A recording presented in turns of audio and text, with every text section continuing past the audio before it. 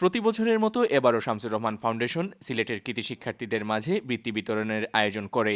এবছর প্রাথমিক ও জুনিয়র বৃত্তি পরীক্ষায় উত্তীর্ণদের মধ্য থেকে মোট ২০২ জনকে ৪টি ক্যাটাগরিতে বৃত্তি প্রদান করা হয়। বুধবার কেন্দ্রীয় মুসলিম সাহিত্য সংসদের শহীদ সুলেমান হলে আয়োজিত বৃত্তি বিতরণ অনুষ্ঠানে প্রধান অতিথি ছিলেন সিলেট ২ আসনের এমপি ইয়াহিয়া চৌধুরী। টানা ১৭ বছর থেকে শামসুর রহমান ফাউন্ডেশন বৃত্তি প্রদান সহ আর্তমানবতার কল্যাণে কাজ করায় তারা উদ্যোক্তাদের ভূয়সী প্রশংসা করেন।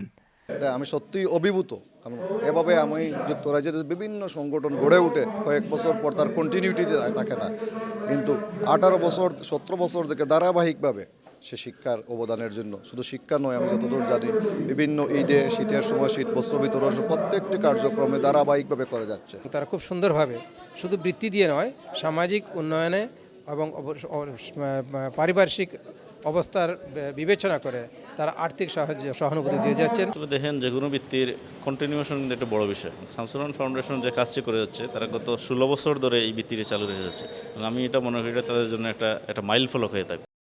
অনুষ্ঠানে স্বাগত বক্তব্য রাখেন ফাউন্ডেশনের চেয়ারম্যান সুফি সুয়েল আহমদ। তিনি জানান, আগামীতে শিক্ষার্থীদের পাশাপাশি শিক্ষকদেরকেও সম্মাননা প্রদান করা হবে। শিক্ষার প্রসারে নানা উন্নয়ন কর্মকাণ্ড সহ আর্তমানবতার কল্যাণে ভবিষ্যতেও এই কার্যক্রম অব্যাহত থাকবে বলে জানালেন উদ্যোক্তারা। আগামীতে আমরা শিক্ষকদের সম্মাননা প্রদান করব। শিক্ষকরাই জাতি গড়ার কারিগর, এর জন্য আমরা শিক্ষকদের 17 বছর পূর্তি উপলক্ষে তাদেরকে সম্মাননা প্রদান। It's the first time seeing this, and I think it's a great thing what my dad and uncle are doing under my granddad's name, and inshallah it continues. Shamsur Rahman ফাউন্ডেশনের কল্যাণে বৃত্তি পেয়ে ক্ষুদে শিক্ষার্থীরাও ছিল উৎফুল্ল। আমি বৃত্তিটি পেয়েছি, আমার খুব ভালো লাগছে, আনন্দিত আমি খুব।